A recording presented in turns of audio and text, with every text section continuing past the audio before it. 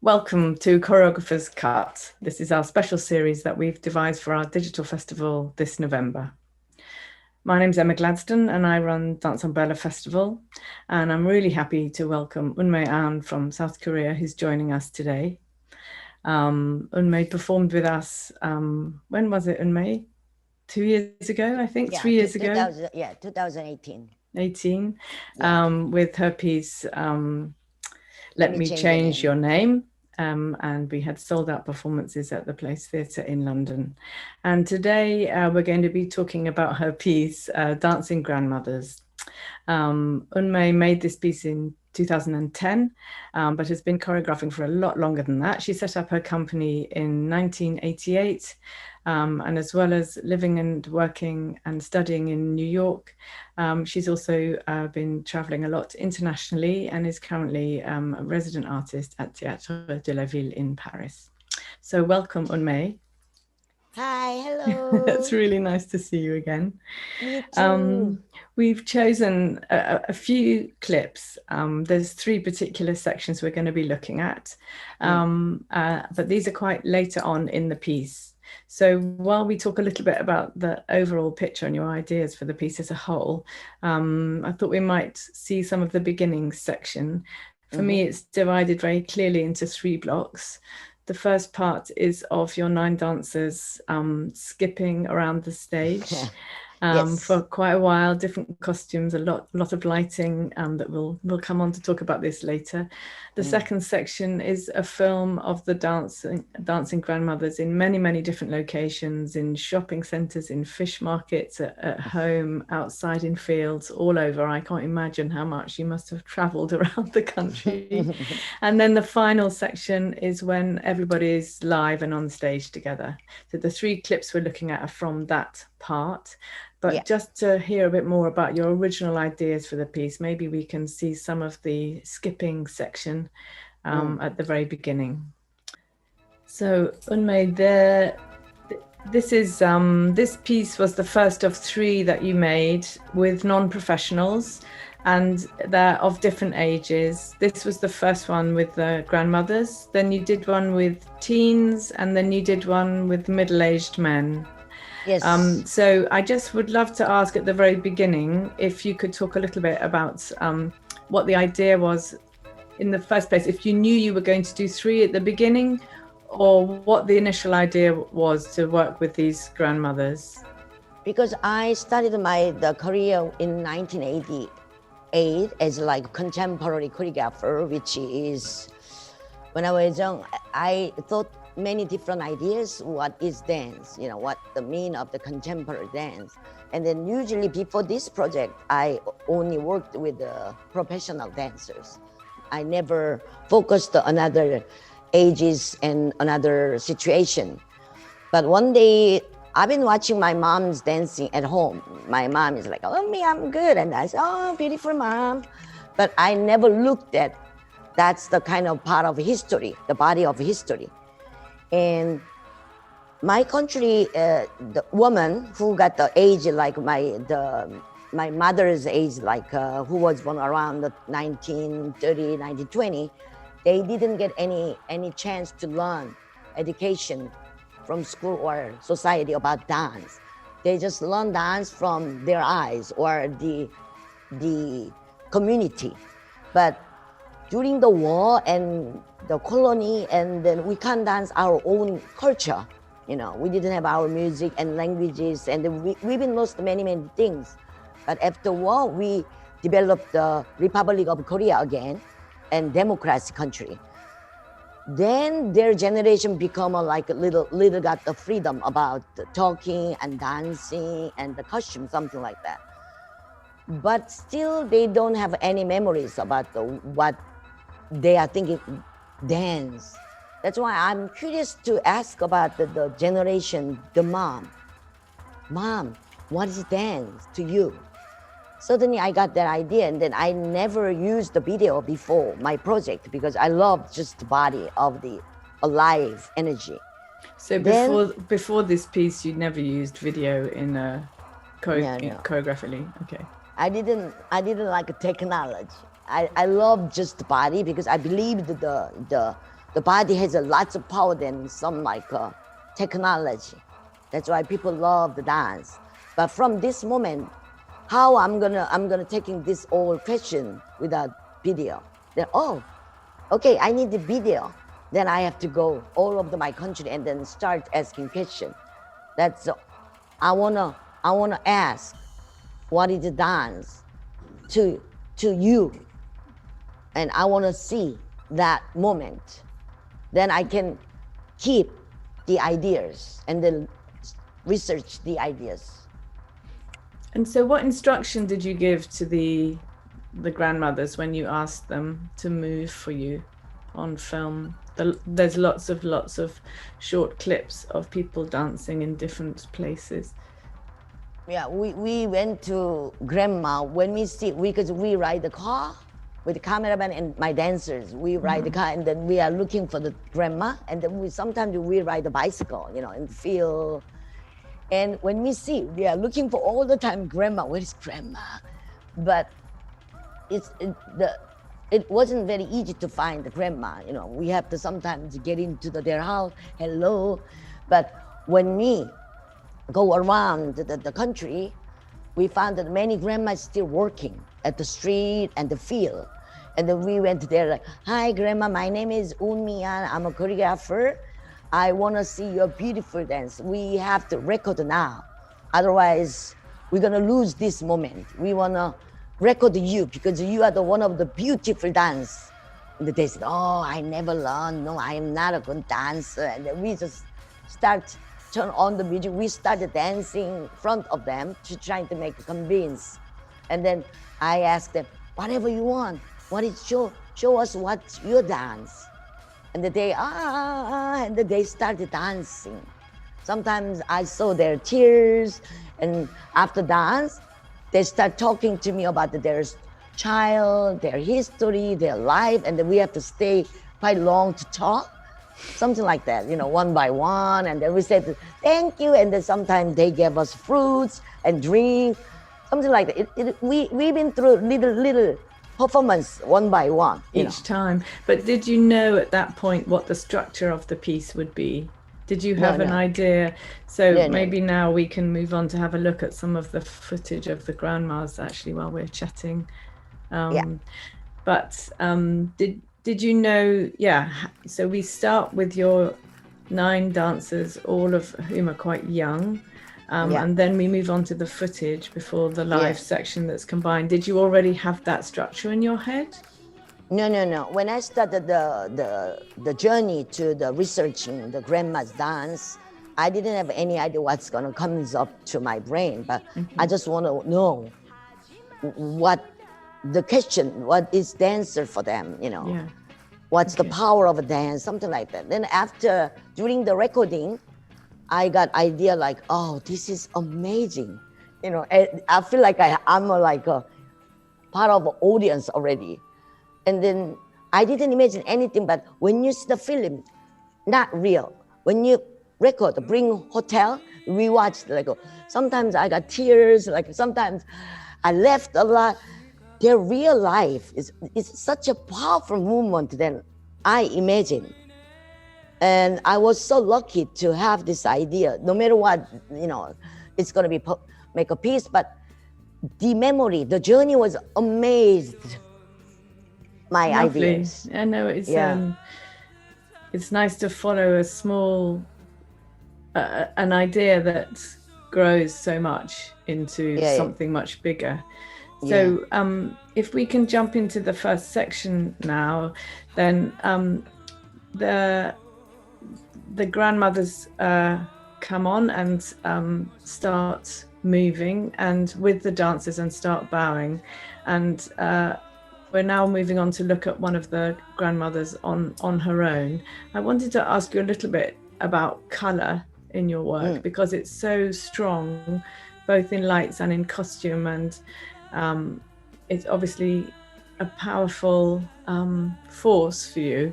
And I wondered if you talk a little bit about both color and your use of lighting in this piece, because it's very, very vibrant and very saturated and feels a very deliberate choice, the amount of change and the intensity of the color you use.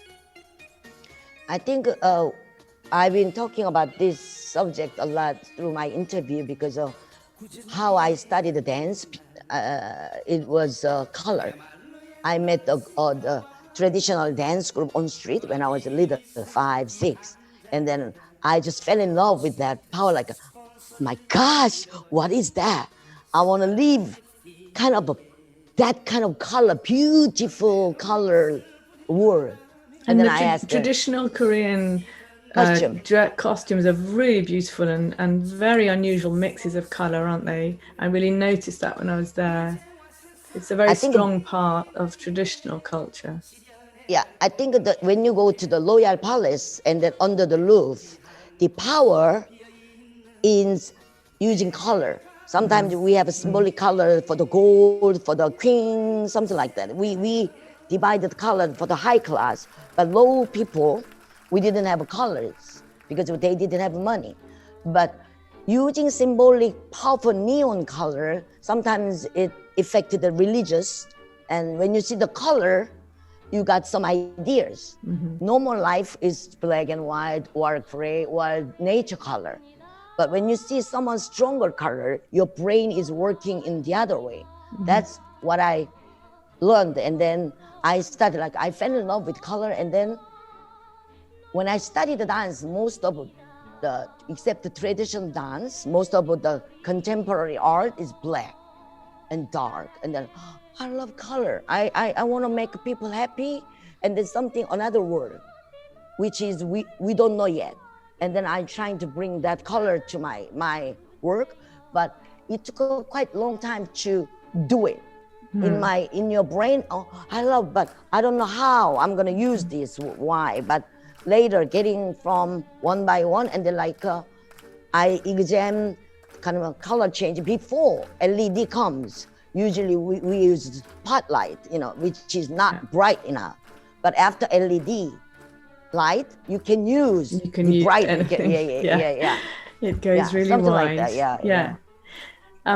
What we're looking at now is a duet with, I think, the only older man that's performing.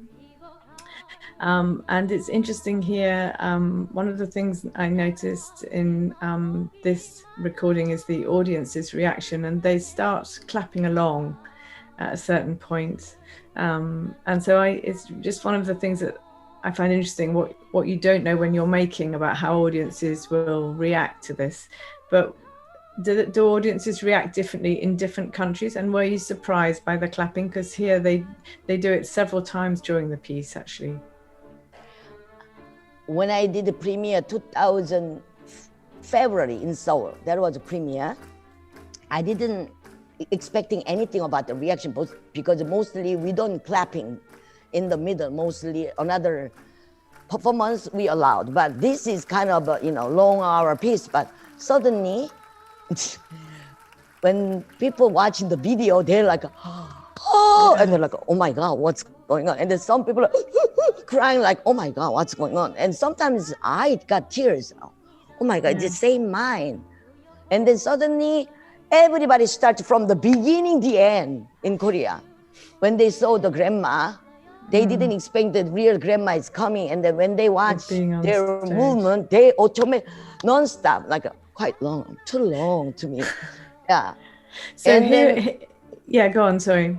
No, go on, yeah. No, I'm just interested here because this is one of the sections where the dancers have come in with the older couple that are there. They bow to them. And this is something else I wanted to ask you in terms of there's several points at the very beginning. Also, the dancers bow to each other, the older dancers with the younger ones. Would you just talk about that? Because the gesture of the bending is like you are expressing about yourself to the other people. In your mind, we say, how are you? Are you fine? I'm fine.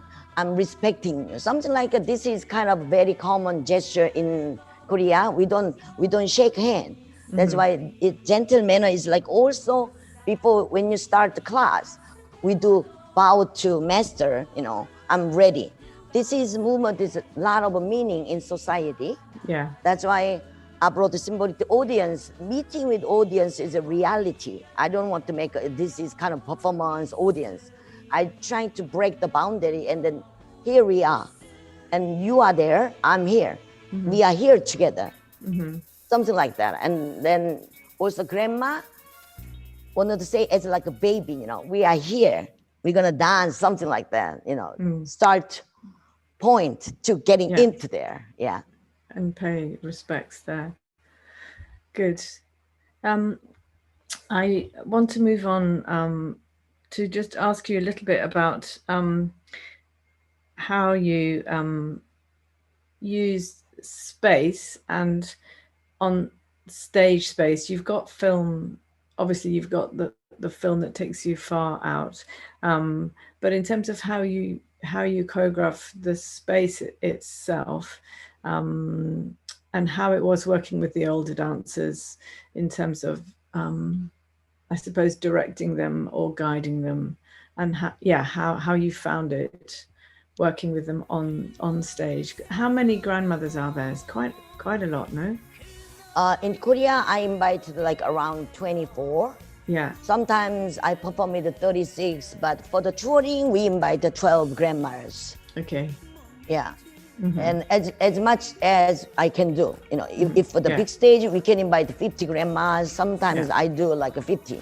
Yeah. And for the space and the first part, when I choreographed this, and then mostly this piece is like I gave them little freedom for the dancers, is improvisation.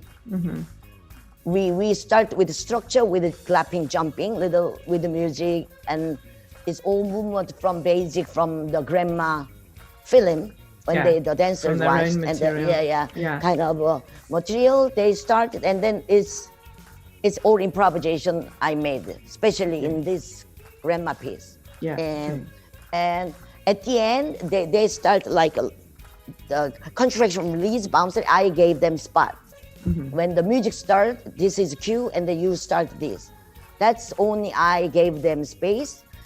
And in my choreography, most important thing is to me like how I'm using in and out. You mean on and off the stage? You mean? Yes. Yeah. Okay. Because it's like when you netting, and then you see when you one by one you make a picture.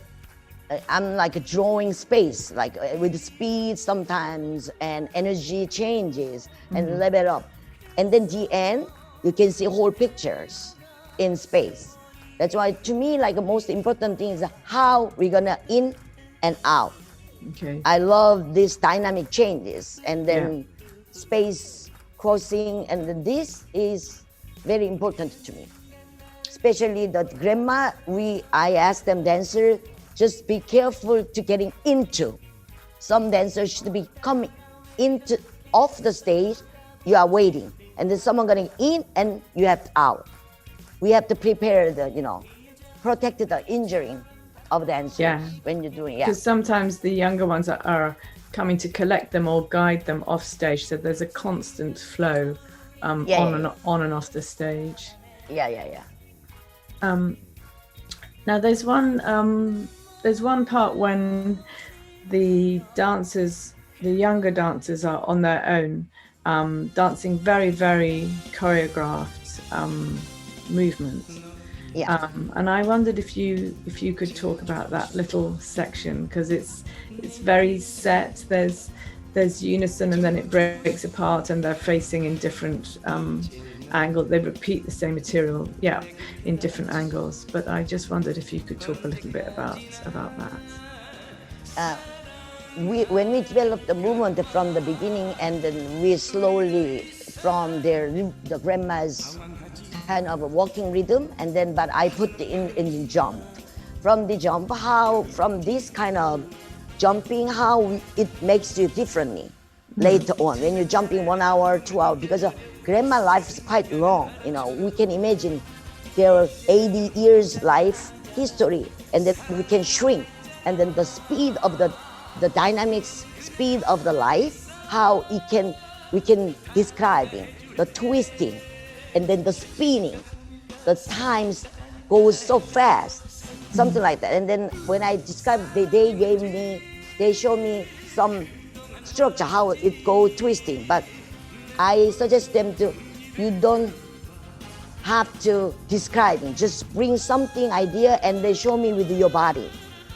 Then when I love the dynamic, we share the movement together, we learn. And then they can use that material language in the improvisation time. Okay. When some dancers doing A and some followed A. Suddenly some dancers doing B and then we just go zero, something like that. Kind of a game. Okay. We made it, yeah. So an exchange like that between. Yeah. So, Eun-Me, there's two more things I wanted to touch on. One of them was just pacing through the piece. It's full of joy and quite fast paced in terms of the music and the lighting, as well as the brevity of the sections. So I just wondered if you talk a little bit about that choice of, after the first 20 minutes each roughly, that are quite steady and really allow the audience to go in. I just wondered if you talk about how you chose to work on the pacing and the speed. When I started thinking about this last section with dancing with the grandma, the first question is like, how we gonna carry on the grandma with the safety? You know, because they the first time on stage and with the lighting, I've been wondering if they are losing the in and out. And second one is music, you know, which music I have to choose for them, not for us. Which music can make them dance. And this is from, I choose this list of the music from around 1920s, 30s until now. And I choose all dance music, which one they hear, and then they are reacting. And then they there are tracks that speak to them and their history. Yeah, because of the first music is like a really old pop song in Korea and a very sad story, you know. And also the singer is suicide because of love, because woman independence, she trying to prove. And then kind of each song has the memory of a history of the period of time. They know it, grandma knows. And then it brings the memory. Also the Don Ferranese, the when the grandma did the solo, that's the French pop song, but it was very hit in Korea. Everybody loved that song. But we didn't use the French song, the song, another famous singer translate to Korean, and then it's got a big hit. And they knows all music, and then what it brings their mind and the body. And I selected following the time period, then the end, and this is kind of techno music for the grandma when they go to the picnic in the bus and the field, when they're a little drunk with the family, they start kind of we call the trot and we call the pongja, because the music is that it automatically made them dance. You don't have to learn anything, just let you do it. You just move. Yeah.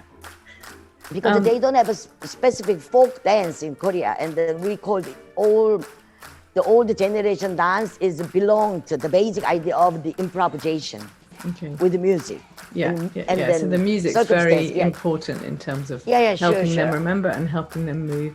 So I've got one last question, which is really about the series, and just about what you learnt with the grandmothers as you went into working with the teens and the middle-aged men, both about choosing to continue to work with non-professionals, but also about age and just differences there with the body. I think when I making a piece, why I am making, because I'm trying to sharing something, because I believe dance got lots of power, because it's not our language, but it's internationally, it's our language also. But you can express, you cannot do with the alphabet languages, you know. We have emotion, and then we have something from deep inside of our body, and how we're gonna bring up to outside, you And dance is the kind of weapon to to express that things, which is very unaddressed, the ideas and then the questions, something like that. And when I started working non-professional, because they need dance, especially in my country, not only learning K-pop, or Michael Jackson's, famous, but they need dance, which is another life languages for themselves. And then I'm thinking how I'm going to put them, how I'm going to deliver this idea to the people, not like only workshop and education part. I try to invite them to on stage, then it's going to be suddenly, it changes their idea and identity also. Yeah. And I've been seeing after grandma, I got idea like, wow, only one dance, once on stage, it changed their life so quickly. It didn't take a long time.